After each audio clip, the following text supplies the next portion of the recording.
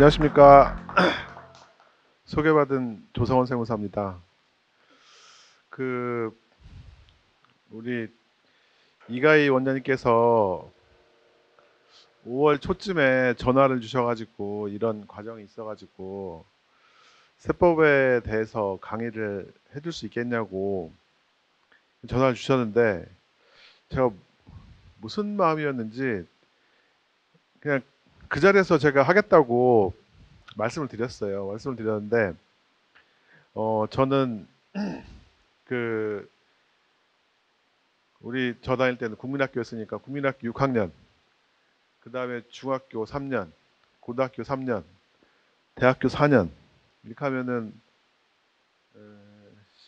16년 이렇게 그 정규 교육 과정이 있는데 그 16년 동안 한 번도 반장, 뭐 회장 뭐 이런 거 맡아가지고 누구 앞에 서가지고 얘기를 해본 적이 한 번도 없었어요.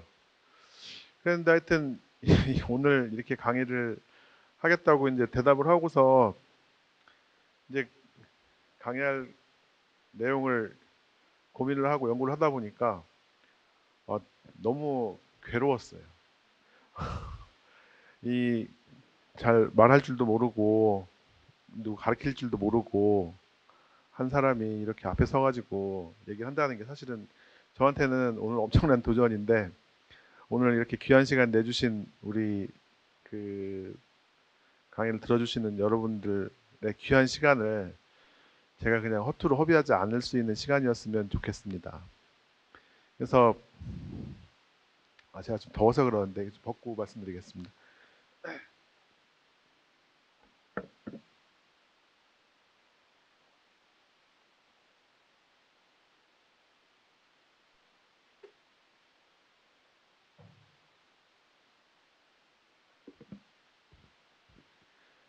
처음에 우리 이가희 원장님이 소개해 주시면서도 말씀을 해주셨지만 제가 우리 원장님 처음 뵌 게 2005년인가 6년도쯤에 처음 뵀었어요.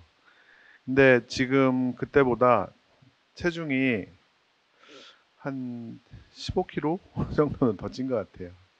더 찐 것 같은데 이게 이제 제가 게을러서 살이 찐 것도 있는데 뭐 약간 제 개인적인 사정도 좀 있었는데 어, 뭐 그거는 이제 뭐 시간이 좀 남으면 제가 말씀을 드릴 거고 우리 원장님이 저한테 강의를 이제 하라고 하시면서 엄청나게 어려운 주문을 하시더라고요.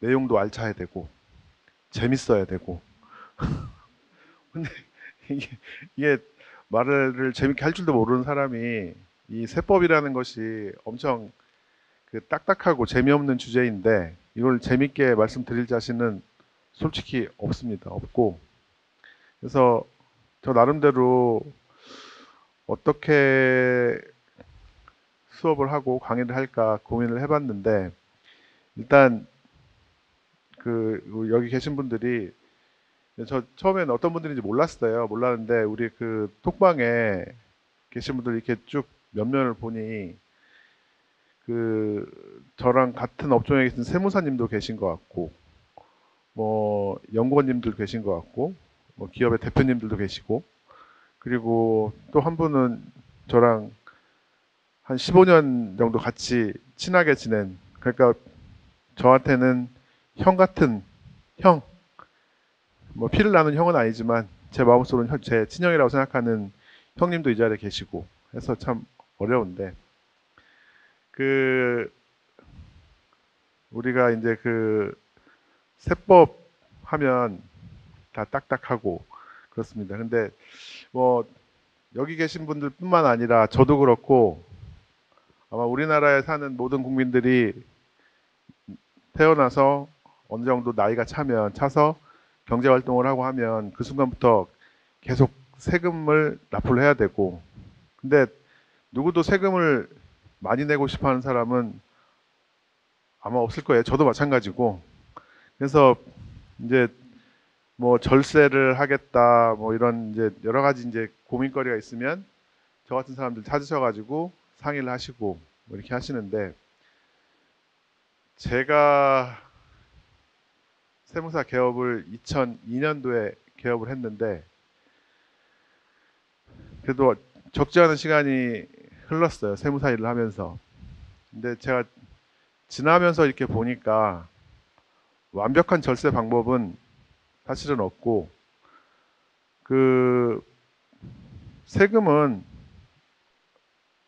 반드시 내야 되는 거고, 사업을 하다 보면 세금을 이제 절세, 내가 하면 절세, 당신이 하면 탈세, 뭐 이런 세금을 적게 내고 싶어 하시는데, 그 사업을 하시면서 제일 좋은 건 아마 뭐 여기서 겪어보신 분도 계시겠지만, 뭐 세무조사나 그 과세 당국에서 세금을 더 내야 된다고 연락을 받는 상황이 제일 힘들고 두려우실 거예요. 저도 마찬가지고.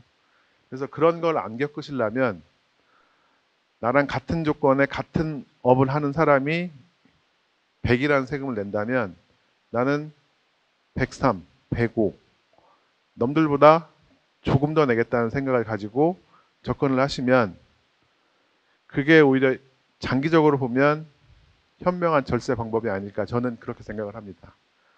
그렇게 생각을 하고, 오늘 강의는 제가 이제 아까 어떻게 강의를 할 것인가 고민을 했는데, 여기 계신 분들이 뭐 세법이나 이런 회사나 이런 거를 운영하고 계신 분도 계시고 실무에 계신 분도 계실 테지만, 일단 저는 여러분들이 그걸 전혀 거의 모르는 백지 상태에 계신 분들한테 제가 말씀을 드린다고 생각을 하고 강의 자료를 준비를 하고 오늘 강의를 하겠습니다. 그리고 강의를 하면서 여러분들이 잘 이해가 안 되신다거나 아니면 현업에 계시면서 어떤 부딪히는 난제들 뭐 이렇게 저한테 질문하셔가지고 제가 이 자리에서 답을 드릴 수 있으면 답을 드릴 수 있도록 노력을 하고, 이런 식으로 강의를 진행하도록 하겠습니다.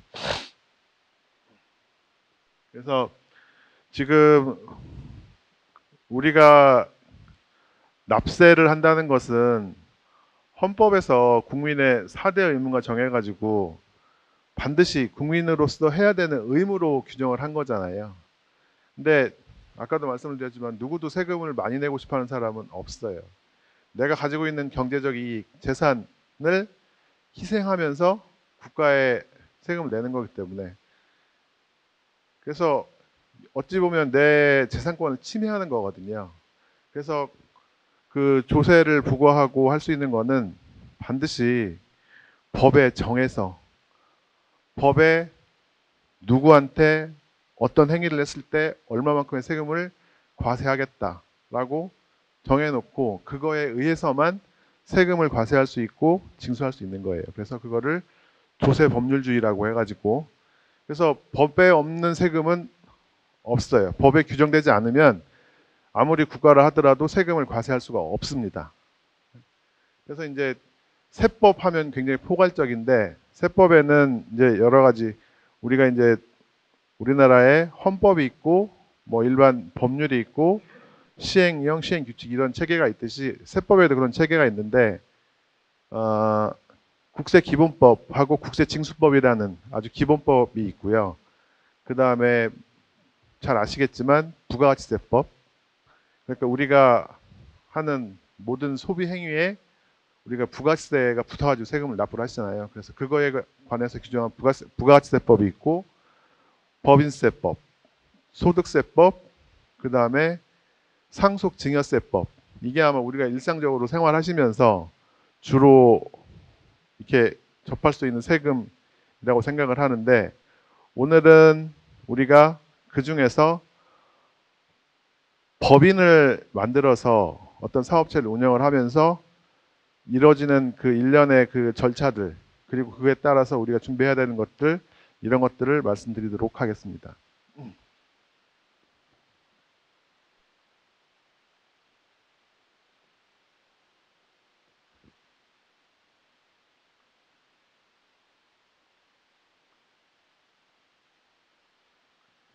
그래서 여기 첫 장에 오늘 강의 드릴 내용을 간단히 정리를 했는데, 일단 법인 설립부터 법인 설립하는 절차, 그 다음에 부가가치세법에 의해서 뭐 사업자 등록을 하고 부가가치세 신고를 하고 납부하는 절차, 그 다음에 법인세를 납부하는 절차까지 제가 준비를 했고, 시간이 되면 그 뒤에 뭐 상속세나 증여세 부분에 대해서도 간단히 말씀을 드리도록 하겠습니다.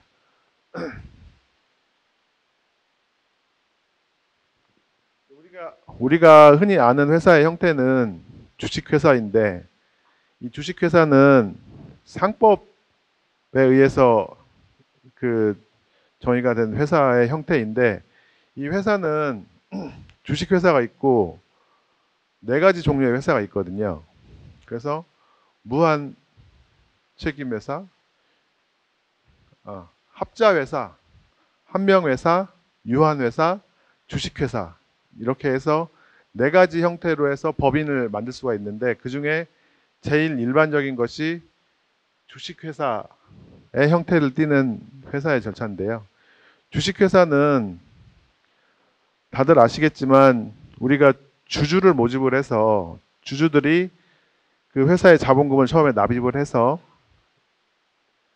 거대한 규모의 자본을 만들고, 그 자본을 가지고 우리가 하고자 하는 사업에 투자를 해서 수익을 내고자 하는 그런 회사의 형태인데, 그 주식회사를 설립하기 위해서는 맨 처음에 발기인, 그러니까 처음 이제 우리 같이 뜻을 모으고 뜻과 자본과 기술과 능력을 모아가지고 같이 한번 회사 해보자 해서 하는 사람들, 최초의 설립자들, 상법상으로는 3인 이상이 있어야 되는데요. 3인 이상이 처음에 발기인 회의라는 걸 해가지고 회사의 정관을 작성하고, 그 다음에 주주를 모으고 주금 납입을 시키고, 이렇게 쭉 일련의 절차를 거쳐가지고 주식회사를 설립을 하게 되는데, 뭐 이런 일련의 절차를 뭐 본인이 직접 진행하실 수도 있겠지만, 대개의 경우는 실무에서는 뭐 법무사님 사무실 통해 가지고 법인 설립 시키고, 뭐 이제 그냥 이거 이렇게 우리 회사 뭐 무슨 사업 할 건데 이렇게 해주세요. 그러면 법무사 사무실에서 쭉 진행을 해주실 겁니다. 근데 이 과정에서 제일 중요한 것이 뭐냐면,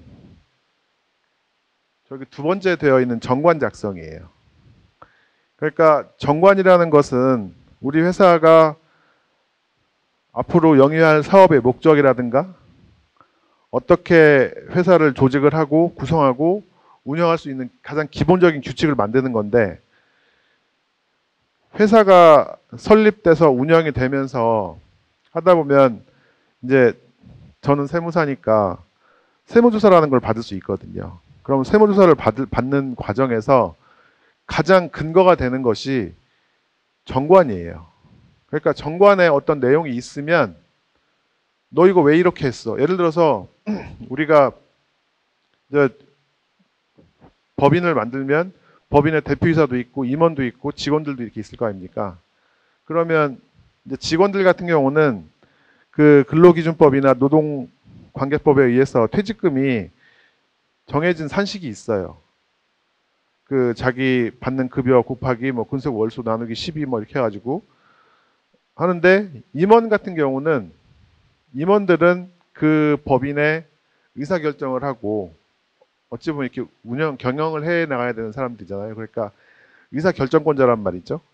근데 임원들은 자기가 의사결정을 하다 보니까, 예를 들어서 똑같은 기간 근속한 직원이 100이라는 퇴직금을 받을 때 나는 200 받을 거야 라고 결정해가지고 가져갈 수 있단 말이죠.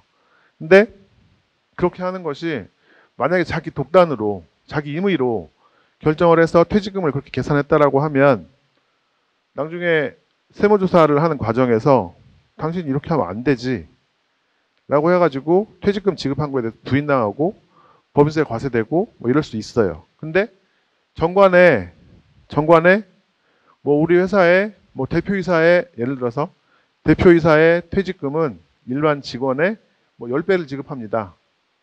뭐 전무는 5배. 뭐 이렇게 이런 식으로 규정을 해 놓으면 그게 그 회사를 운영하는 기본 규칙이기 때문에 그거에 근거해서 지급을 하면 세무서에서도 아무 얘기를 못 해요. 그래서 이제 회사를 설립하실 때 뭐 우리가 어떤 아이템을 가지고 어떤 사업을 할 건지는 연구됐을 테고 이제 이런 준비를 하실 때 그 정관에 그 법인 설립 등기를 맡긴 법무사나 법무사 사무실 사무장님한테 우리 정관에 딱 정해진 포맷이 있어요. 그 사람들 가지고 있는 자료가 일반적인 거기에다가 우리는 이거 넣어주세요. 그래서 아까 말씀드린 퇴직금, 뭐 임원의 퇴직금에 대해서 이런 식으로 넣어주세요. 아니면 우리 임직원들 후생복리 차원에서 학비 지원을 해주겠다 회사에서. 그러면 그거에 대한 근거도 있어야 그게 회사의 복리후생비나 이런 경비로 타당하게 인정을 받지. 그런 거 없이 그냥 대표이사가 이제 내가 대표이사니까 내 맘대로 우리 회사는 이렇게 운영할 거야. 이렇게 하면 물론 좋겠지만 나중에 그 세무조사를 받는 과정에서 그런 것들이 무슨 근거로 이렇게 했습니까? 라고 했을 때 내 회사니까 내 맘대로. 그럼 안 되는 거예요. 그러면 뭐 대표이사한테 상여 처분된다거나 뭐 이런 문제가 생길 수 있으니까. 그러니까 그 회사 주식회사를 설립하는 과정에서 우리가 회사를 설립한다라고 했을 때 제일 중요한 건 정관 작성하는 거. 정관에 넣어야 될 내용들을 구체적이고 정확하게 전달을 해서 이런 내용은 꼭 들어가게 해주십시오. 라고 하시는 게 굉장히 중요합니다. 이제 이렇게 해서 그 법인 설립 절차를 쭉 진행을 해서 법인 설립을 했어요. 그럼 법인 설립을 하시면 이제 세무서에 가가지고 사업자 등록을 하셔야 되겠죠. 근데 이 사업자 등록을 하는 거는 아까 이제 뒤에 말씀을 드리겠지만 그 부가가치세법에 의해서 사업자 등록을 하고 뭘 하는 거거든요. 근데 그거를 말씀드리기 전에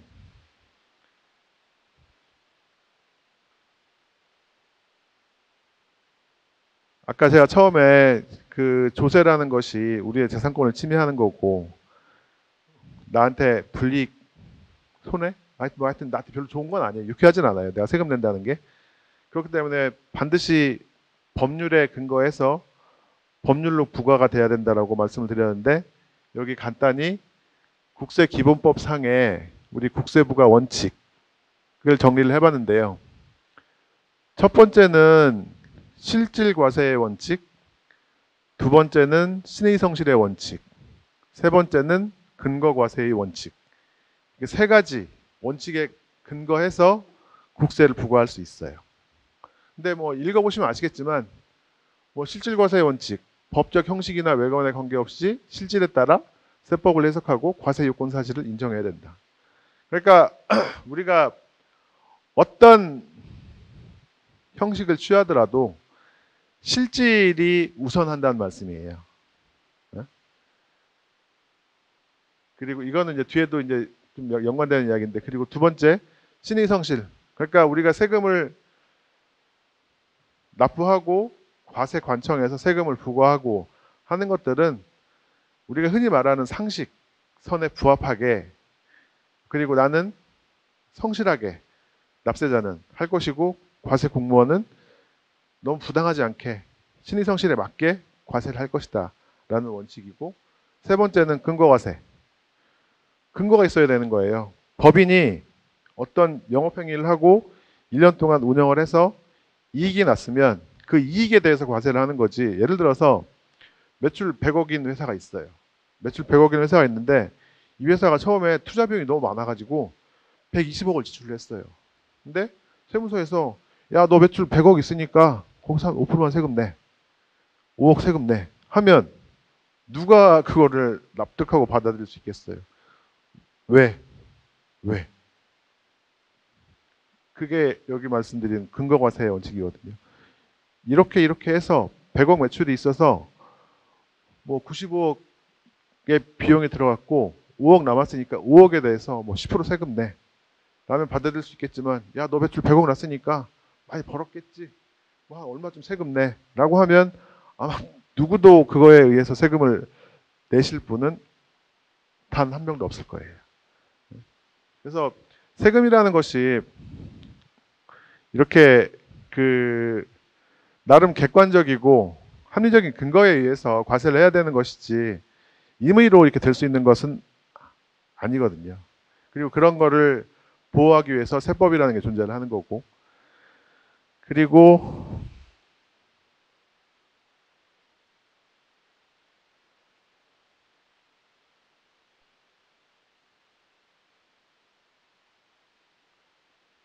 이제 두 번째, 아까는 국세 부과를 할 때 세 가지 원칙을 말씀을 드렸고, 세법을 적용을 할 때는 이 네 가지 원칙을 적용을 해가지고 세법 적용을 해야 되는데, 첫 번째는 재산권 부당 침해 금지의 원칙, 과세의 형평과 해당 조항의 한목적성에 비추어 납세자의 재산권이 부당하게 침해되지 않아야 한다. 너무 과하게 과세되면 안 된다는 말씀이죠. 그 다음에 소급 과세 금지의 원칙. 소급이라는 건 무슨 뜻인지 다 아시죠? 지금보다 과거의 시점으로 올라가가지고 소급 적용하는 과세는 안 된다. 단 소급해서 적용을 했더니 납세자한테 국민한테 유리한 항목이 있어요. 만약에 개정되기 전에 세법으로는 100만 원 세금을 내야 되는데 세법 개정이 돼서 계산해 봤더니 80만 원만 내면 되는 거예요. 이때는 납세자한테 유리하잖아요. 이때는 납세자가 나 이거 소급해서 적용해 주세요 라고 신청할 수 있어요. 그러니까 나한테 유리한 거는 소급해서 과세를 해달라고 우리가 요청할 수 있다는 말씀입니다. 그리고 세 번째는 세무공무원의 재량의 한계, 오타가 좀 많은데요. 좀 이해해 주시기 바랍니다.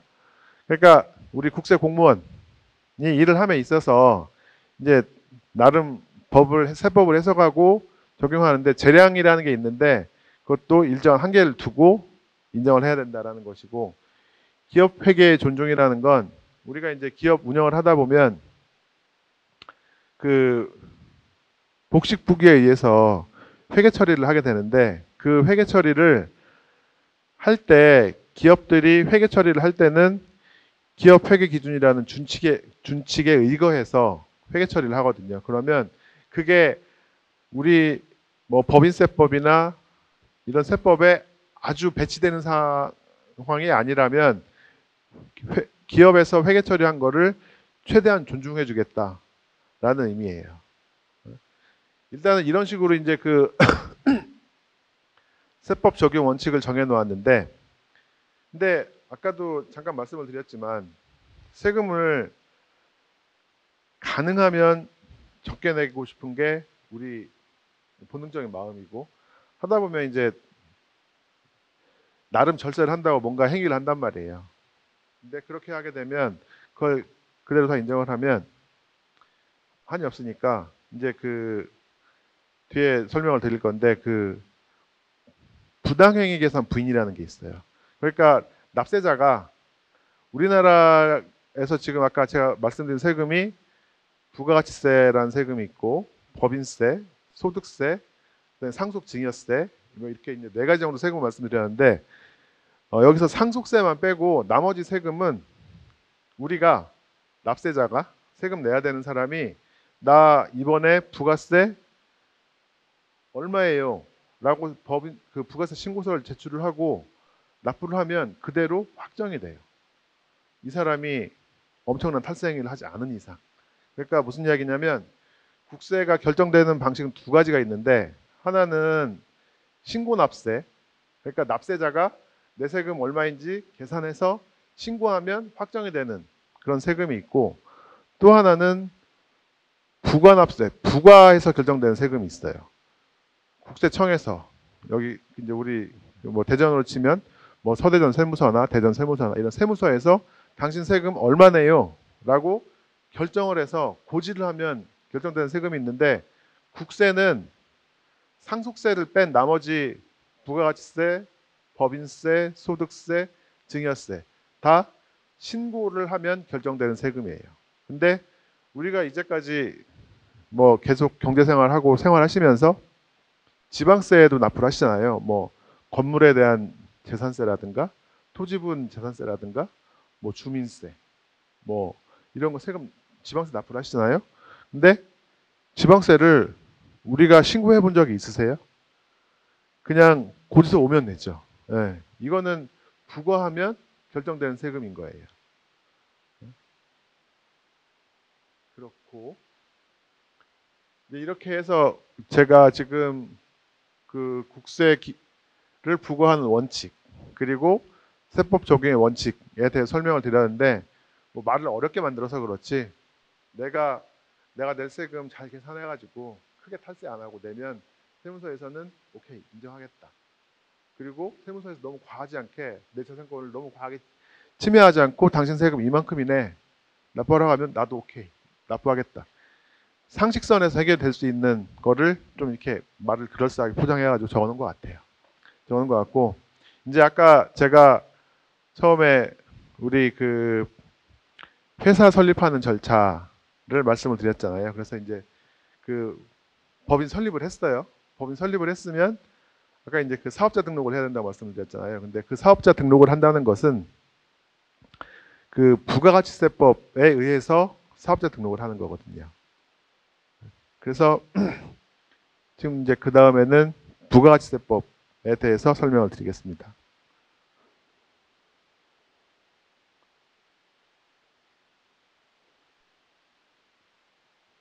여기 제가 잠깐 정리한 걸 읽어드리면 부가가치세의 개념과 성격. 그래서 첫 번째, 원칙적으로 모든 재화나 용역의 소비 행위에 대하여 과세하는 일반 소비세이다. 그러니까 무슨 얘기냐면 우리가 뭐 어떤 소비 행위를 하는 거에 대해서는 원칙적으로 다 부가세를 붙여가지고 과세를 하겠다. 포괄적으로 규정을 한 거죠. 뭐뭐를 과세를 하겠다는 게 아니라 그냥 우리가 밥 먹고 뭐 저는 담배를 태우니까 담배 사 피고 뭐 어디 가서 누구랑 회식하고 뭐 자가용 운전하시면 차 기름 넣고 뭐 지하철 타고 뭐 하고 하는 우리 모든 일상생활에서 우리가 계속 소비를 하지 않습니까? 그때마다 거기에다가 부가세를 물건값에 10%를 붙여가지고 과세를 하겠다. 단 뭐뭐뭐뭐는 면세를 해주겠다. 부가세를. 그러니까 그 흔히들 좀 이렇게 잘못 이해를 하시는 게 면세라고 하면 세금을 아예 면제받는 거라고 생각하시더라고요. 근데 이제 오늘 저랑 이렇게 2시간 정도 이렇게 같이 수업을 하신 분들은 그런 오해는 안 하셨으면 좋겠어요. 그러니까 면세라고 하면 부가가치세를 면세를 해주는 거다. 부가가치세를. 그리고 부가가치세는 사업자가 소비자한테 세부담을 전가를 시키는 거예요. 그래서 이해를 쉽게 하기 위해서 제가 세무사 사무실 운영을 하면서 저희 업체들 그 세무 기장 대리를 하면서 수수료를 받거든요. 그러면 수수료를 예를 들어서 20만 원을 받기로 하면 수수료 20만 원에 부가세 2만 원. 그래서 22만 원을 받아요. 그래서 22만 원 받아서 2만 원은 내가 가지고 있다가 우리 이제 그 뭐 1월부터 6월 그 다음에 하반기 7월부터 12월까지 이렇게 해가지고 과세 기간을 1년을 둘로 잘라가지고 상반기 하반기 부가세 신고를 할 때 내가 받았던 세금을 받았던 거를 계산해가지고 7월에 1월에 납부를 하거든요. 근데 그 세금은 내 돈을 내는 게 아니에요. 물론 내가 가지고 있던 돈을 내는 거지만 제가 우리 선생님한테 예를 들어서 뭐 상속세 상담을 해드렸어요.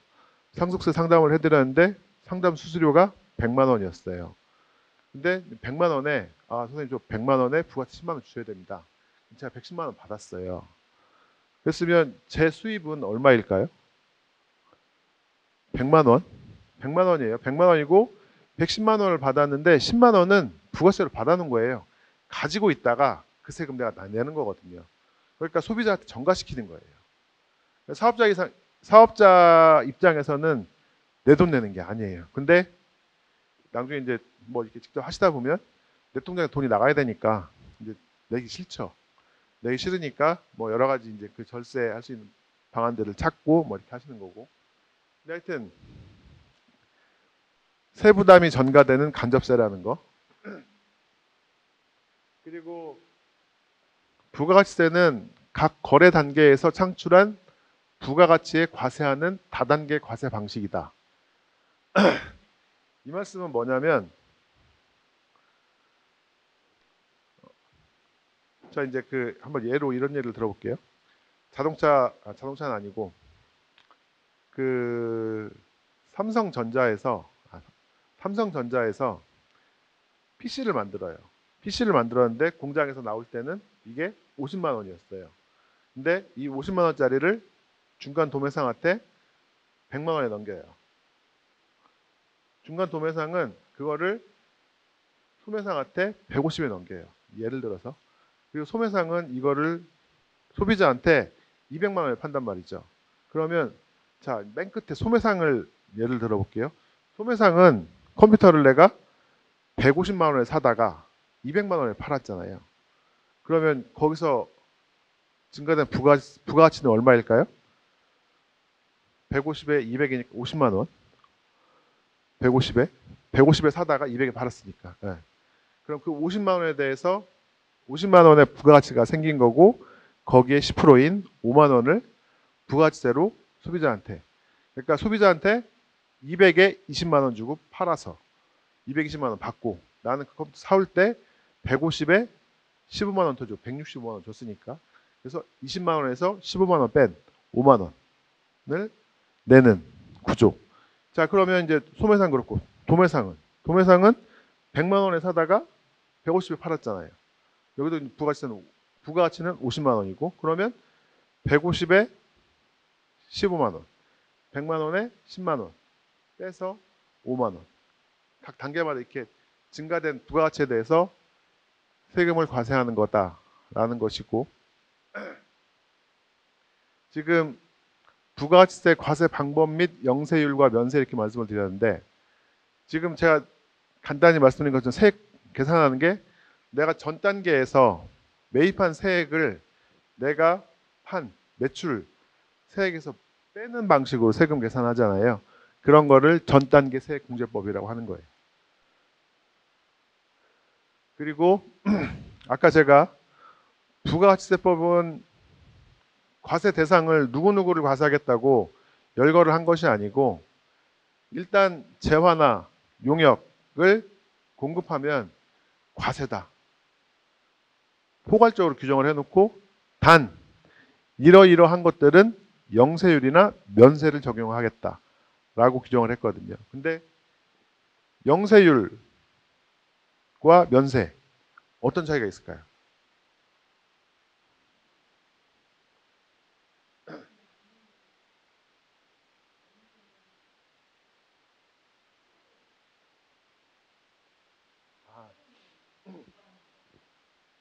그러니까 마지막 소비 단계에서 부가세가 없다는 건 똑같아요.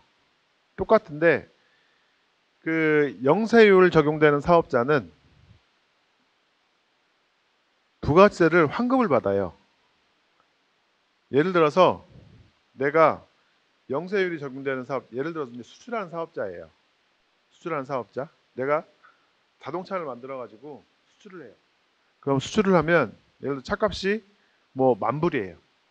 그럼 10,000불이면 10,000불짜리 차를 미국에 수출하면서 미국에서 내가 미국 그 수입하는 사람한테 11,000불을 받아올 수가 없어요. 10,000불에 파는 거예요. 10,000불에 파는데 내가 10,000불짜리 차를 만들기 위해서는 우리나라에서 이제 이 제조 공정을 거칠 거 아닙니까? 제조 공정을 거치면서 원가가 예를 들어서 8,000불이었어요. 자, 1,000만 원이었고 800만 원이었어요. 그러면 이제 1,000만 원에 대해서는 영세율 적용이 되니까 부가세가 없죠. 이제 800만 원이라는 원가가 있어가지고 이걸 내가 사들였을 거 아닙니까? 그러면 그거에 10%를 줬겠죠. 80만 원을. 그러면 내 매출세액은 0, 그렇죠? 영세율이니까. 자, 내 매입세액은 800에 80만 원 있잖아요. 그러면 매출세액에서 매입세액을 차감해서 전 단계 세액공제법으로 세금을 계산한다고 했잖아요. 그러면 마이너스 80이 나오잖아요. 그럼 마이너스 80은 어떤 의미?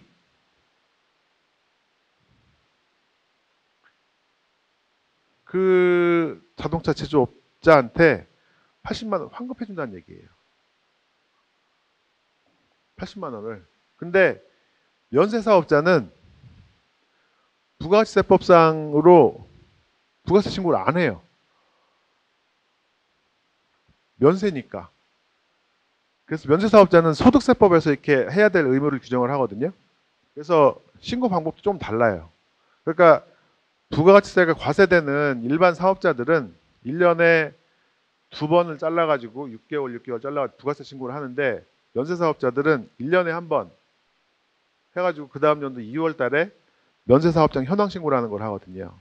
그래서 우리가 흔히 아는 면세가 뭐 있냐면 병원. 우리 병원 아파서 병원 가시잖아요.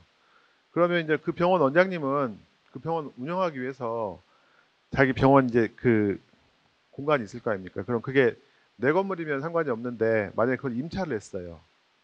임차를 했는데 그 병원의 임차료가 한 달에 500만 원이에요. 500만 원이고 거기에 그걸 임대해 준 사람도 물론 부가세 과세 사업자이겠죠. 500만 원에 50만 원을 더 준단 말이에요. 근데 이게 이 사람이 과세 사업자라면 만약에 제가 그 사무실을 쓴다면 500만 원 임대료를 주고 추가로 준 부가세 50만 원은 다시 환급 받아올 거예요. 근데 면세 사업자인 병원 원장님은 550만 원을 주는데 난 부가세를 안 내잖아요. 환급 이런 절차가 없어요. 그러면 50만 원 더 주는 거잖아요. 네? 더 주고 그만큼 경비 인정을 해주는 거예요. 그러니까 면세는 환급 이런 개념이 없어요. 영세율은 안 내요. 그러니까 내가 소비자한테도 예를 들어 병원 진료비가 만 원이 나왔다. 그러면 과세 사업자라면 소비자한테 진료비 11,000원을 받아야 되는데 면세니까 만 원만 받는 거잖아요. 그러니까 이거는 그 아까 뒤에 설명을 하겠지만 면세로 규정한 것들은 우리 그러니까 기본적인 생활을 하는데 필요한 것들, 뭐 주택 임대라든가 지금 말씀드린 병원 아니면 교육 딱 정해져 놨어요. 열거해 놨어요. 이런 것들은 면세라고. 왜냐하면 그런 부분까지 부가세를 과세를 하게 되면 국민들이 세부담이 너무 증가하잖아요. 그러니까 그건 정책적으로 이러이러한 것들은 면세로 하겠다라고 정해가지고 그래서 지금 제가 영세율을 하고 면세하고 이렇게 설명을 드렸는데 어떻게 잘 이해가 되셨나요? 그냥 직관적으로 생각하시면 영세율은 부가세 환급 받아요. 근데 면세는 부가세 환급 못 받아요. 근데 이거를 이해를 못 하시는 분이 있어. 그러니까 제가 관리해드리는 업체 학원 원장님이 한 분 계시는데 자기는 분명히 건물 임대료를 줄 때 부가세를 주는데 왜 나는 부가세 환급을 안 해주냐. 부가세를 신고할 때마다 저한테 따지시는 거예요. 자기를 이해를 시켜달래. 근데 그러면 원장님은 애들한테 학원비 받을 때 부가세 안 받잖아요. 안 받잖아요. 어찌 보면 면세는 약간의 혜택이거든요. 그러면 우리나라 그 부가세법에 보면 면세 포기할 수도 있어요. 나 면세 사업자 안 할 거야. 나 학원인데 나 과세 사업자 할 거야. 애들한테 학원비 받을 때 학원비 30만 원인데 30만 원에 부가세 3만 원 받아서 납부하겠다. 해도 돼요. 그럼 애들이 안 오겠죠? 다른 데부터 비싸니까. 그러니까 면세는 내가 포기를 해서 과세 사업자가 될 수 있어요.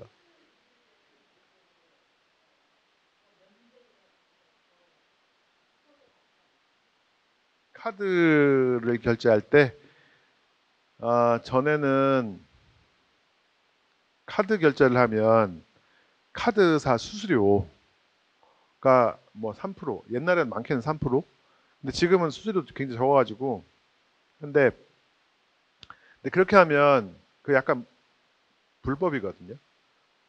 그래서 만약에 뭐 현금으로 하면 80만 원인데 카드 내면 88만 원 내세요 그러면 결제하고 뭐 나쁜 맘 먹고 세무서에 가가지고 여기 갔더니 현금 80만 원 카드 88만 원 받더라 신고하면 이 사람 세금 추징당해요. 원래는 안 되는 거예요. 그렇게 하면. 그렇게 이렇게 해서 지금 영세율화가 면세를 간단히 설명을 드렸고요.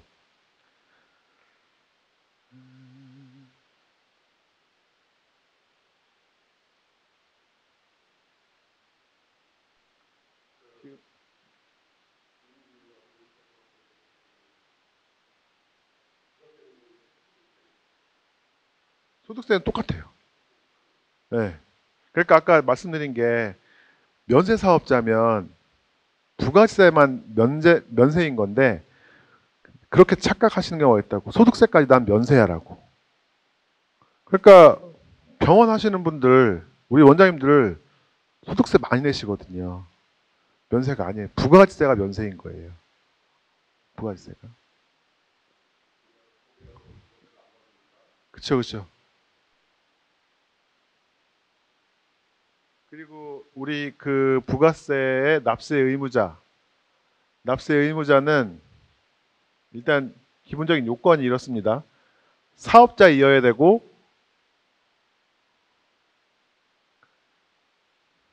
사업자 또는 재화를 수입하는 자이거든요. 근데 이제 두 번째 거는 좀 이제 수입하는 경우는 흔치 않으니까 약간 논외로 하고, 사업자라고 하면 사업자의 요건은 영리냐 비영리냐 불문이에요. 그러니까 내가 이익을 위해서 사업을 하는 건지, 아니면 왜 공익재단이나 공익법인 같은 데 있잖아요. 이런 데들도 사업자이어야 돼요. 과세되는 재화나 용역을 공급하는 거라면. 그리고 재화 등의 공급자라고 말씀을 드렸는데, 재화 등이라고 했는데 재화나 용역이에요. 근데 이제 직관적으로 아시겠죠? 재화는 우리가 어떤 물품 소비하는 것들을 말씀을 드리는 거고, 용역은 이런 것들이죠. 그 우리가 이제 저 같은 사람들이 하는 서비스를 용역이라고 하니까 재화나 용역을 공급하는 자. 그리고 계속적이고 계속 반복해서 공급하는 사람이 부가가치세법상의 사업자인 거예요. 그리고 독립성이 있어야 되고, 여기서 중요한 거는 첫 번째 영리 비영리 불문이라는 거. 그 다음에 계속 반복성이 있어야 된다는 거. 이건 무슨 의미냐면, 제가 요새 그거 하시는 분 계신지 모르겠는데 당근 있잖아요. 당근 그 앱 이용을 해가지고 막 중고 물건 사고 팔고를 하거든요. 제가 예를 들어서 지금 쓰고 있는 핸드폰도 당근으로 산 거예요. 그럼 저한테 당근을 판 사람은 지금 우리가 말한 사업자일까요? 아닐까요? 그쵸. 재화를 공급을 했어요. 돈을 받고 대가를 받고 재화를 줬어. 여기까지는 돼. 근데 계속적이고 반복적이지 않으니까 그 사람은 사업자가 아닌 거죠. 네? 그쵸, 그쵸. 그러니까 그런 부분은 과세를 안 해요. 근데 예를 들어서 요즘에는 이제 인터넷 판매 같은 것도 많이 하니까 사업자가 있는 사람이 뭐 네이버 스마트 스토어나 뭐 옥션이나 뭐 이런 그 인터넷상의 공간에서 자기 물건을 막 판단 말이에요. 이거는 그러면 재화의 공급일까요? 아닐까요? 그렇죠. 계속해서 반복적으로 공급이 되니까 이거는 과세 대상인 거죠. 네? 그러니까 부가가치세법상의 사업자를 판단하는 거는 영리 비영리, 내 영리를 목적으로 우린 비영리 법인이야 라고 해서 부가가치세법상의 사업자가 아닌 건 아니란 얘기죠. 네? 저건 영리 비영리는 조건이 아니고 계속해서 반복적으로 재화나 용역을 공급하느냐가 굉장히 중요한 요건이라는 거. 그 다음에 재화를 수입하는 자. 외국에서 뭐 이렇게 원료나 원유나 이런 거 수입해 오는 사람들은 수입 그 세관 통해 가지고 수입 절차를 거칠 때 수입 세관장한테 부가세 납부를 합니다. 네? 그렇고 과세 기간은 아까 말씀드린 것처럼 부가세법에서는 1기, 2기 이렇게 구분해 가지고 1기는 1월 1일부터 6월 30일까지, 2기는 7월 1일부터 12월 31일까지. 그리고 그거에 대한 신고는 과세기간 종료일부터 25일 이내. 그러니까 1기는 1월부터 6월 말까지의 상반기 우리 부가세 매출을 신고를 하는 거는 7월 25일까지 신고하고 납부를 하시면 되는 거예요. 하반기는 1월 25일까지 하시는 거고. 그 다음에 납세지, 세금을 어떤 납부를 할 거냐. 그거는 내 사업장이 있는 사업장 소재지를 관할하는 세무서에 납부를 하시면 되는 거고요. 그 다음에 사업자 등록이라고 따로 뽑았는데 우리 부가세법상의 원칙은 사업장 단위마다 등록을 해야 되는 게 원칙이고요.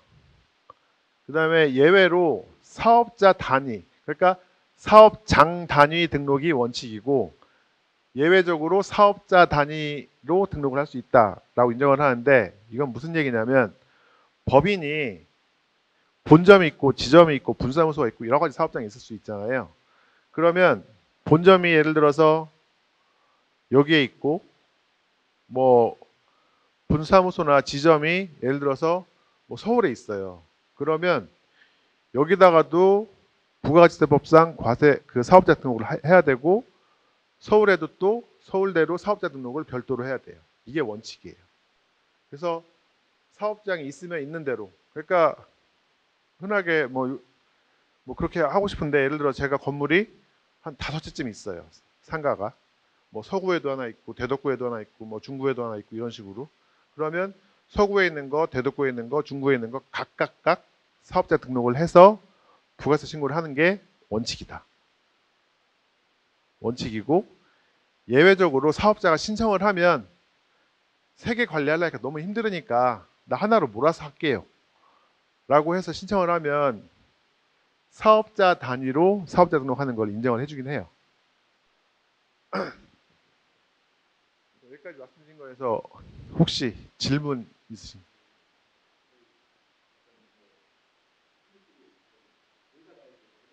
네. 네. 네.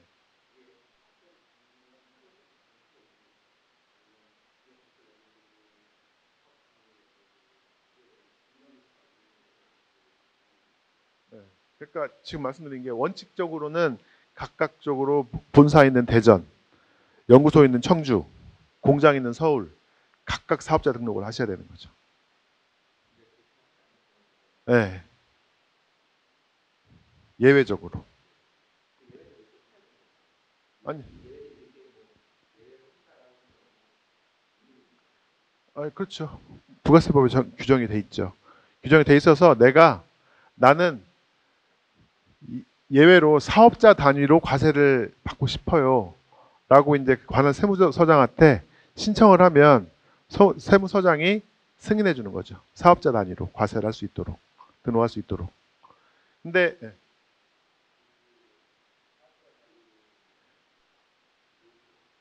네. 예.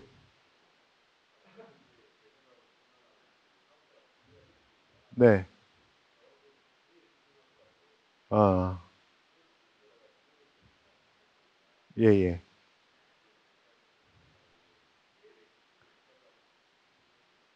아, 예, 있습니다. 네. 장점과 단점이요. 지금 질문하신 것처럼 관리의 편의성에서는 사업자 단위로 하는 게 훨씬 편리하실 수도 있고, 근데 이제 저희가 관리하는 입장에서는 사업장별로 하는 게 편하죠. 저희가는 그냥 여기 A 사업장, B 사업장, C 사업장 이렇게 있으면 각각 사업자 등록이 있으면 여기 거 부가세, 여기 거 부가세 쭉 정리하고 법인 결산할 때는 어차피 합해서 하는 거니까 합해가지고 신고를 하면 되니까. 그런데 이거를 이제 다 사업자 단위로 해서 다 묶어서 해버리면 이제 내용이 좀 복잡해지는 문제. 예. 예. 네네. 그렇죠, 그렇죠. 예. 예.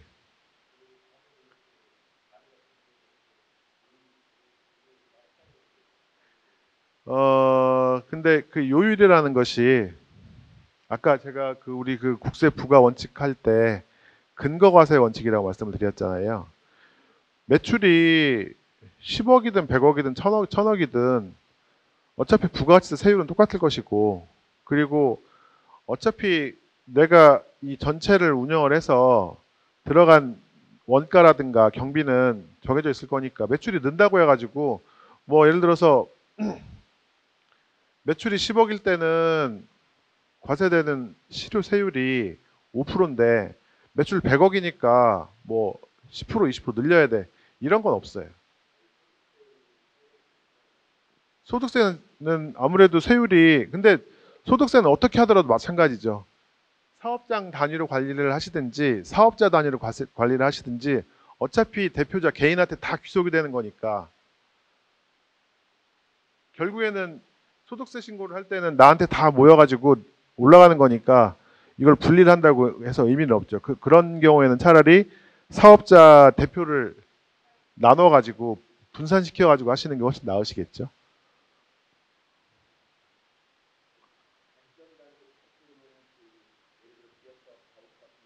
예.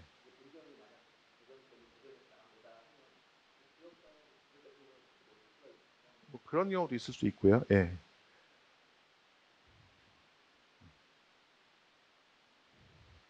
그럼 다음으로 넘어가겠습니다.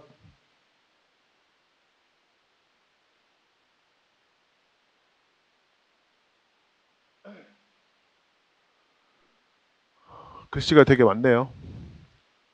그 이제 매입세 공제라고 해서 따로 정리를 했는데 아까 제가 말씀을 부가세 과세되는 방법에 대해서 말씀을 드릴 때 전단계 세액공제법 매출세액에서 매입세액을 차감해서 공제해가지고 내가 낼 부가세를 계산하는 거라고 말씀을 드렸는데 이제 그게 바로 이제 매입세액 공제예요. 그래서 매입세액 공제를 받기 위한 가장 기본적인 요건은 뭐냐면 사업자가 자기 사업을 위하여 사용하였거나 사용할 목적으로 공급받은 재화 또는 용역에 대한 부가가치세액. 그러니까 여기서 가장 중요한 말이 뭘까요?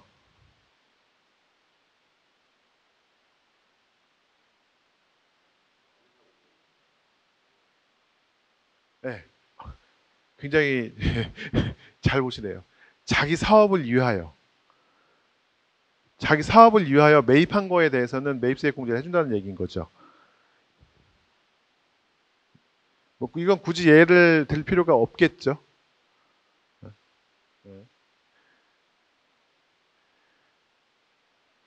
그리고 그 밑에 이제 요건을 구분을 했는데 공제되는 매입세액은 내가 거래 징수당한 부가가치세이고 자기 사업을 위해서 쓴 거고 사용하였거나 사용될.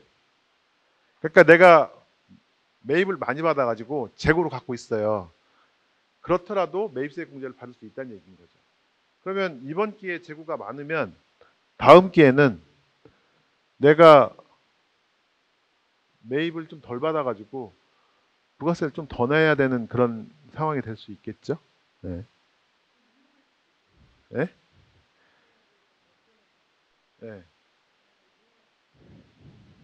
이용할 수도 예, 있죠. 근데 이제 예.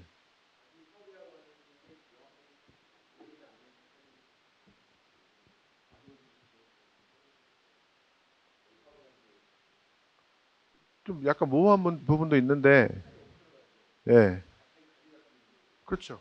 예, 예. 이제 그거는 아까 말씀드린 신의 성실의 원칙에 의해서 납세자가 신의 성실하게 성실하게 신고를 해줄 거란 전제하에 일단 내가 신고하면 받아주는 거죠.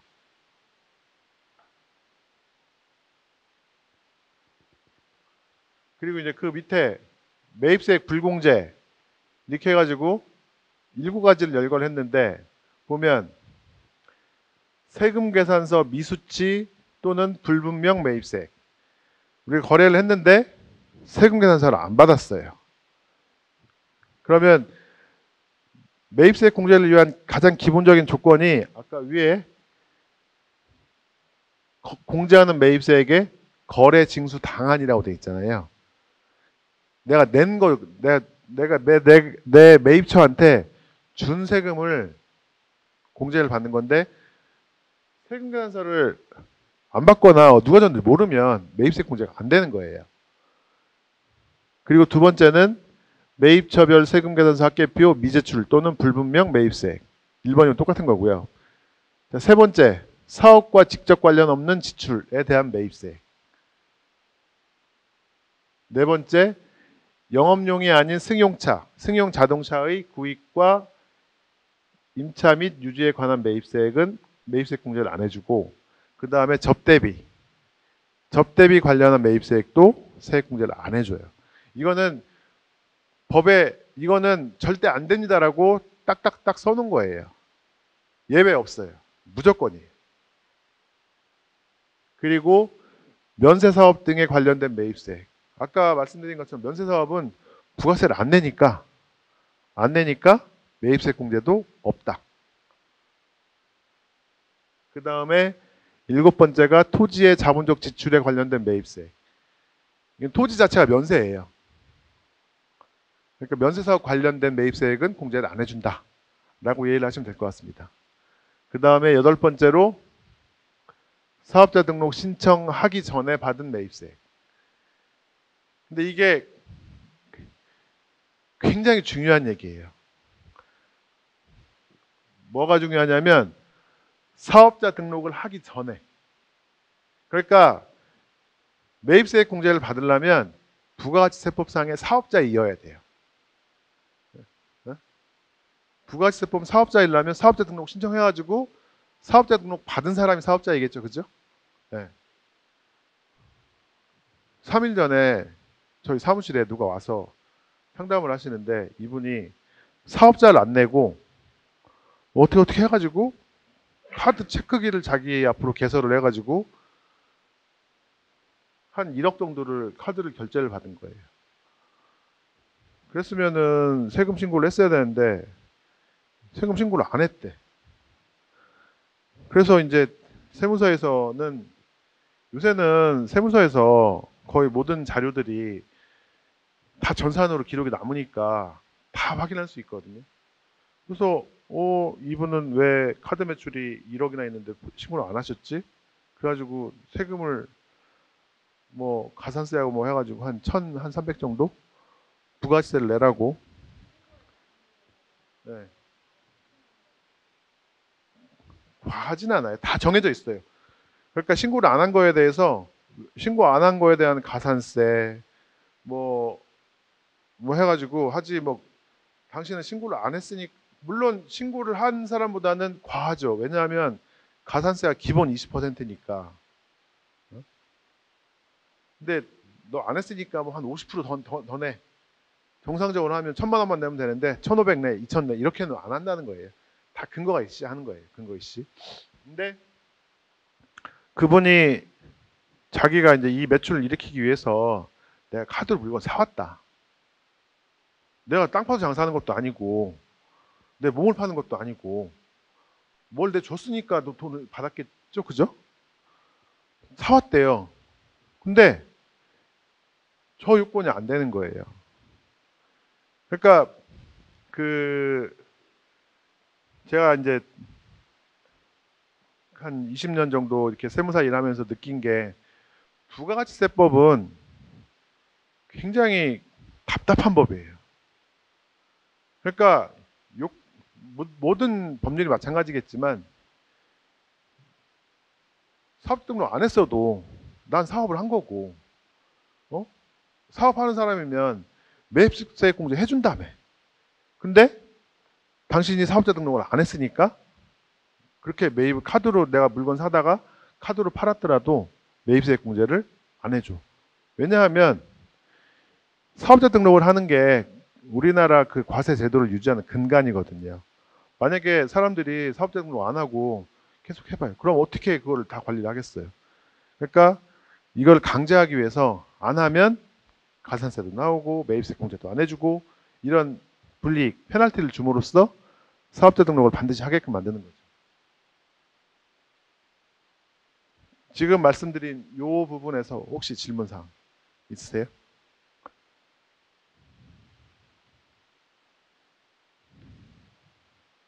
여기서 제일 중요한 얘기는 아까 말씀드린 자기 사업을 위해서, 내 사업을 위해서. 그러니까 본인이 판단해야죠. 본인, 내가. 그러니까 제가 예를 들어서 제가 카드를 가지고 저희 거래처 사장님 만나가지고 같이 식사를 해요. 그러면 이거는 뭐 사업을 위해서 쓴 거라고 할 수 있잖아요. 그러니까 이런 거 세액공제를 받을 수 있겠죠, 당연히. 근데 그거를 내가 예를 들어서 우리 애들 데리고 가서 만약에 똑같은 고깃집 가가지고 삼겹살 꺼먹었어요. 사실은 몰라요. 그러니까 모르니까 아까 처음 말씀드린 신의 성실을 같이 딱 붙여놓은 거고, 그리고 이제 그거를 알려면 알 수도 있겠죠. 뭐 예를 들어서 어떤 시간에 먹었는지, 어떤 요일에 먹었는지 이런 자료들이 카드 쓰는 자료들은 요일, 날짜, 시간 다 남잖아요. 예를 들어서 뭐 가끔 그런 뉴스 보셨잖아요. 뭐 백화점 가가지고 법인 카드로 일요일 날 명품 막 긁어요. 어? 그러면 이게 과연 내 사업을 위해서 어떤 상관이 있을까요? 사실은 없어요. 예, 예. 아, 그럴 수도 있죠. 1년에 한두 번은 그럴 수 있지. 근데 매주 그래. 매주? 매월. 이런 거는 원래는 이제 내가 알아서 빼야 되는데 저는 안 빼요. 다 해줘. 다 해줘. 안 나오니까. 못 보니까.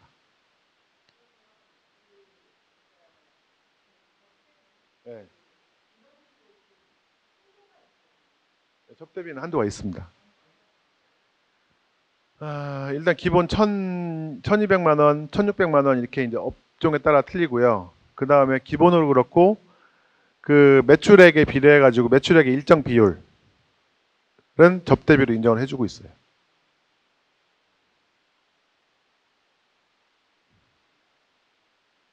근데 뭐 접대비 뭐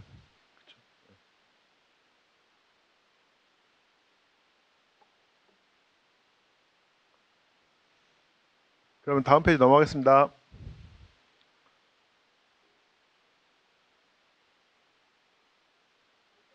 네,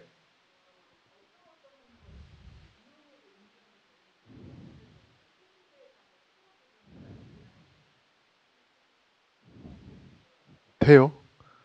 네, 네.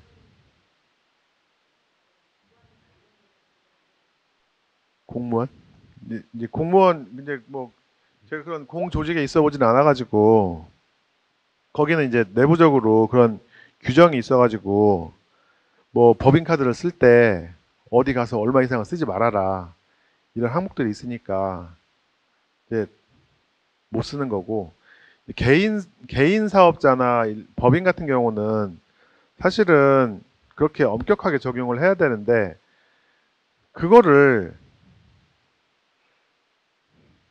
일일이 판단하고 저기 하기가 적용하기가 저 같은 경우는 좀 어렵다고 생각을 하고 그러니까 그 아까 처음에 말씀을 드렸지만 그 절세와 탈세 이 약간 이 선상에서 근데 제가 이제까지 20년 동안 일을 해오면서 뭐 저희 거래처 사장님이 솔직히 가서 카드 긁은 거 비용 처리했다고 문제된 적은 이제까지 한 번도 없었어요.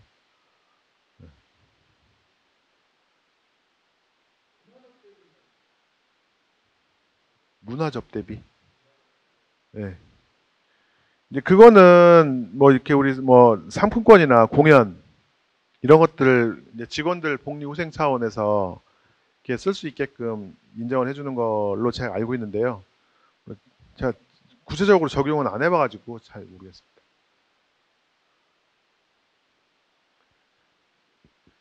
그러니까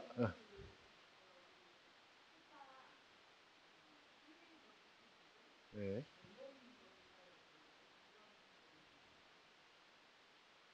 사내복지기금 그거는 뭐 저도 제가 정확히는 잘 모르겠는데 지금 우리 쪽 세법이랑 정확히 관련된 있는 내용은 아닌 것 같은데 그 아마 조세특례제한법에 규정이 돼 있어서 그런 기금을 조성한다고 기금을 위해서 회사에서 돈을 출연한다거나 뭐 이런 걸 했을 때 그 이제 여러 가지 혜택들 뭐 세액공제라든가 뭐 이런 거 해주는 거 그런 것들이 있어가지고 그거 적용받기 위해서 그런 기금 같은 거에다 이제 출연해가지고 직원 사원들 복리후생 차원으로 쓰게끔 해주는 경우들 이렇게 있을 것 같은데요.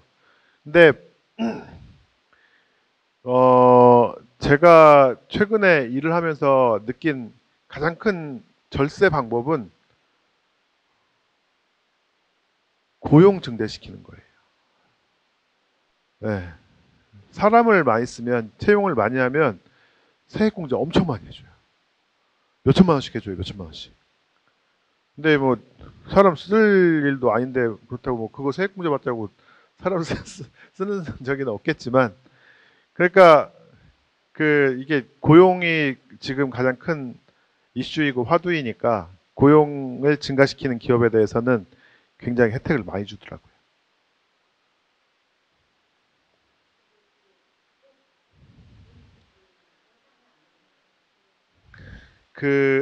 직계 가족은 안 됩니다. 네.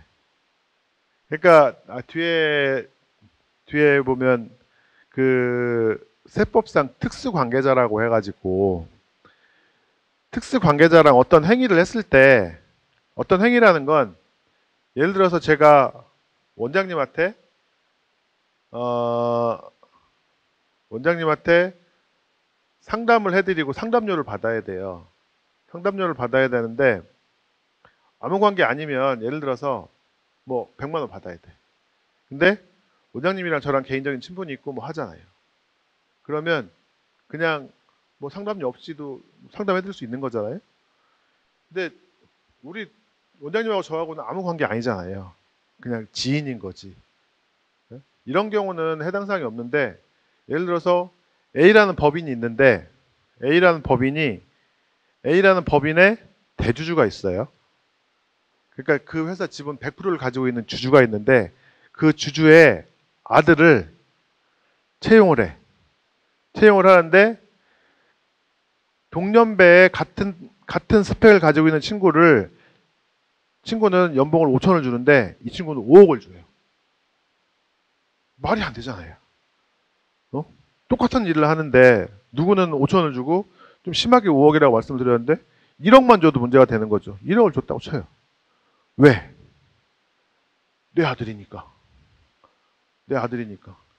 이런 경우는 아까 말씀드린 그 신의 성실이라는 그 단어에 부합되지 않잖아요. 그러면 그거는 너무 과하게 급여 처리가 됐네라고 해가지고 다시 법인세를 과세하고 대표적 상해 처리해가지고 과세하고 한 이런 절차를 거쳐요. 그러니까 좀 너무 과하게 가면 안 돼요. 적당히 가셔야 돼요. 그래서 그 적당히의 선은 30%. 그러니까 예를 들어서 지금 말씀 직원이라고 하면 일반 직원 예를 들어서 5천만 원 주면 내 아들을 우리 회사에다 갖다 놓고 쓸 때 30%면 한 1,500 정도 더 줘가지고 한 6,500 정도 맞춰주면 거기까지는 인정. 근데 뭐 그걸 1억을 주고 1억 5천 주고 하면 이건 좀 너무 심한 경우라고. 그래서 그 특수 관계자라고 하는 관계는 거의 나랑 직계 가족 관계이거나 내가 출자한 회사 주주의 가족이거나 뭐 이런 어찌 보면 약간 경제적 이익이 동일할 수 있는 사람들 있잖아요. 이런 사람들이랑 거래를 할 때는 각별히 조심을 하시고 저기를 하셔야 될 것 같습니다.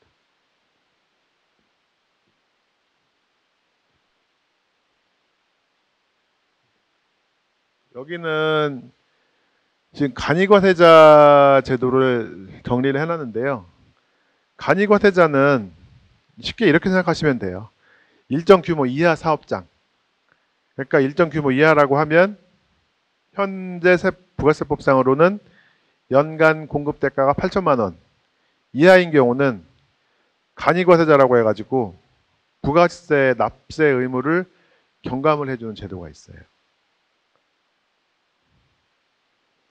근데 아까 제가 뭐 법인을 상정을 하고 말씀을 드린다고 했는데 법인은 간이과세자 안 돼요.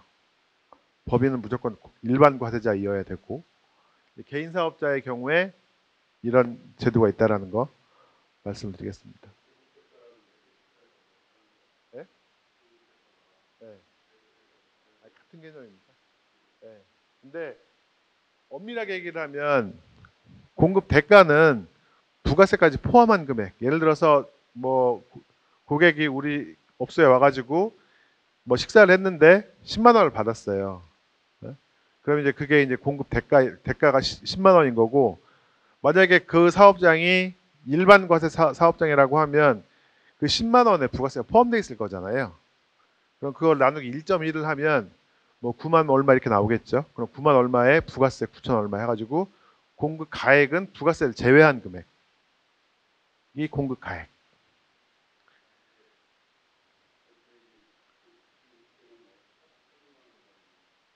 예, 올라갔어요.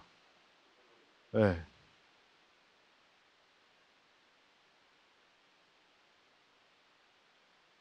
그래서 뭐 간이과세자도 아까 말씀드린 것처럼 약간 면세 사업자 비슷하게 부가세를 이제 줄여주기 위해서 있는 거고 뭐 간이과세자도 면세 사업자처럼 간이과세 포기를 할 수 있는 제도가 있어요. 나 간이과세 안 할 겁니다. 나 그냥 일반 과세자 할게요. 이렇게.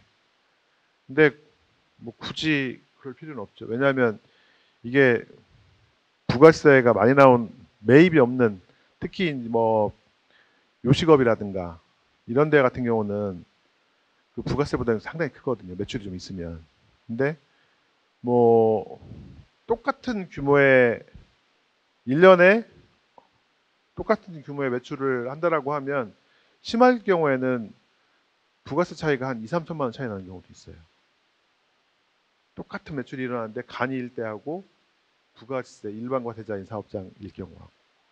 그래서 혹시 뭐 사업자를 내신다라고 하면 일단은 내가 뭐 세금계산서를 꼭 발행해야 된다거나 뭐 이렇게 사업자들 상대로 하는 그런 사업자가 아니라면 일단은 간이과세자로 사업자를 내시는 게 일단 좋아요.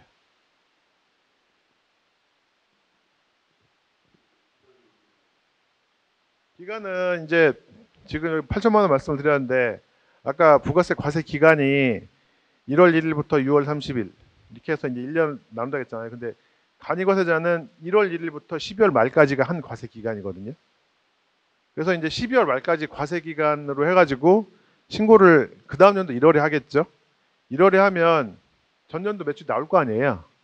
그러면 이제 그 다음 연도 6월이 되기 전에 이제 과세 유형 전환 통지가 오겠죠. 여기는 이제 7월 1일부터는 일반 과세자이십니다. 라고.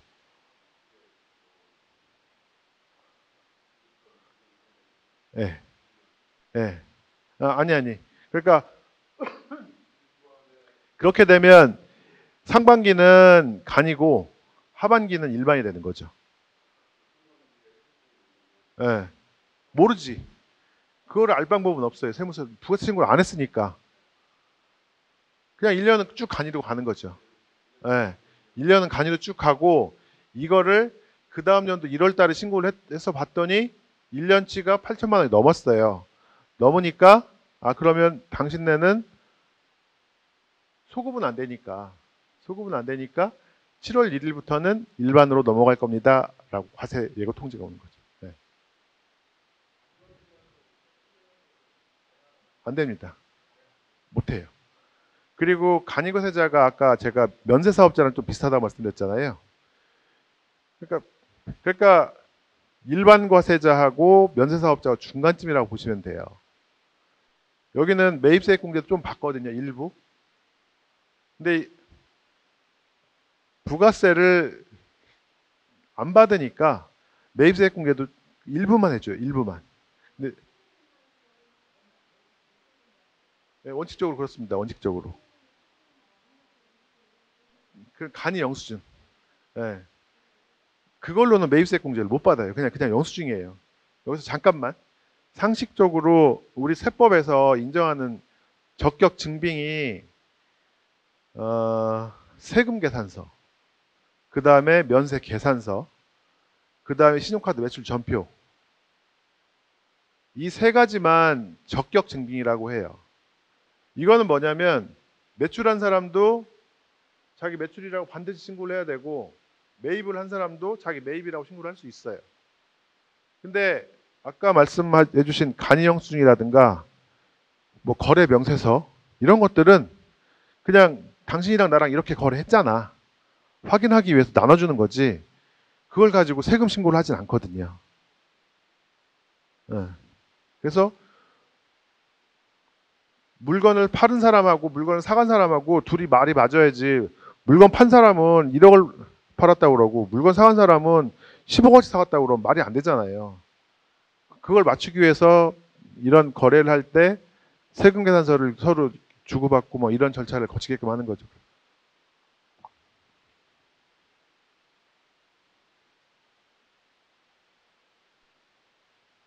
자, 그럼 다음으로 넘어갈게요.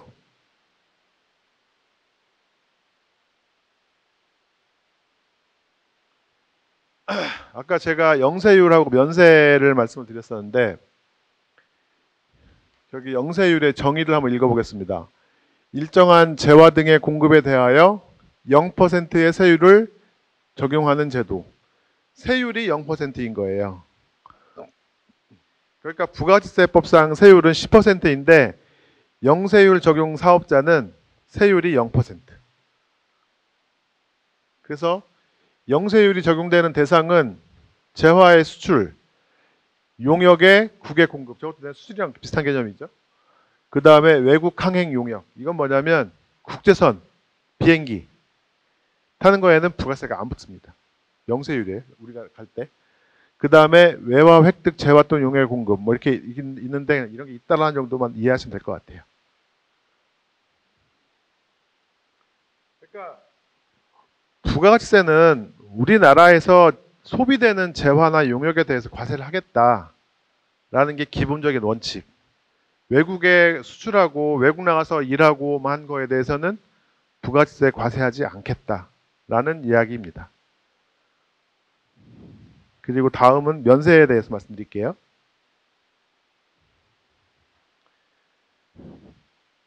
면세, 일정한 재화 또는 용역의 공급에 대한 부가가치세의 납세 의무를 면제하는 제도.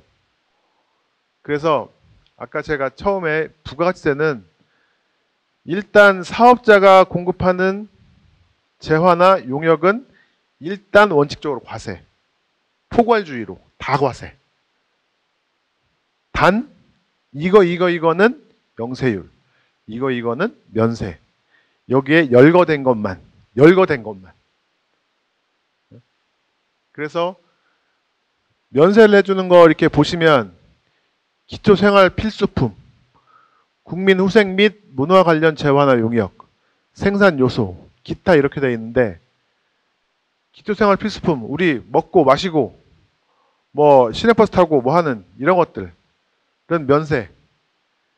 그 다음에 뭐 의료 보건 용역, 교육 용역, 도서, 예술 창작품, 뭐 도서관 등 입장하고 하는 것들, 이런 것들도 면세. 라고 딱딱딱 정해놓은 것만 면세인 거예요.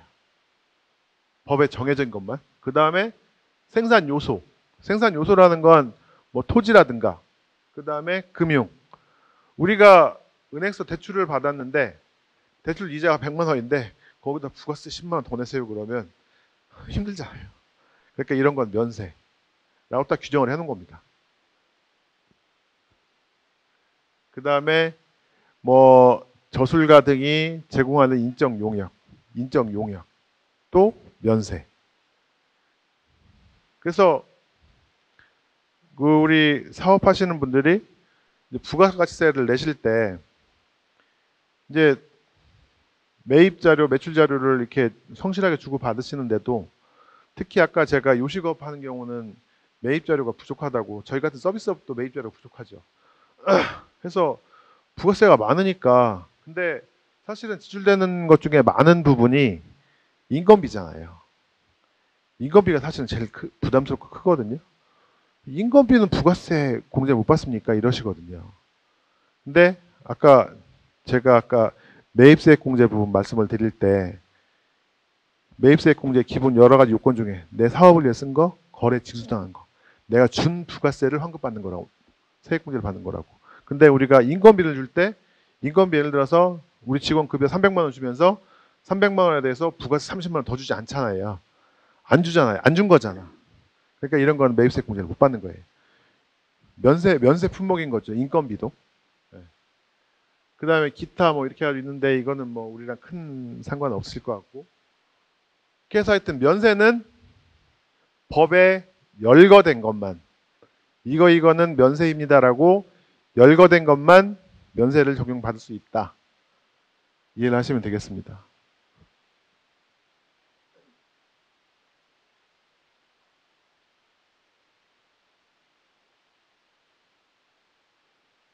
이제 이렇게 해서 우리 부가세법에 대해서 간단하게 말씀을 드렸는데, 뭐 지금까지 제가 말씀드린 것 중에 혹시 질문 있으신 분?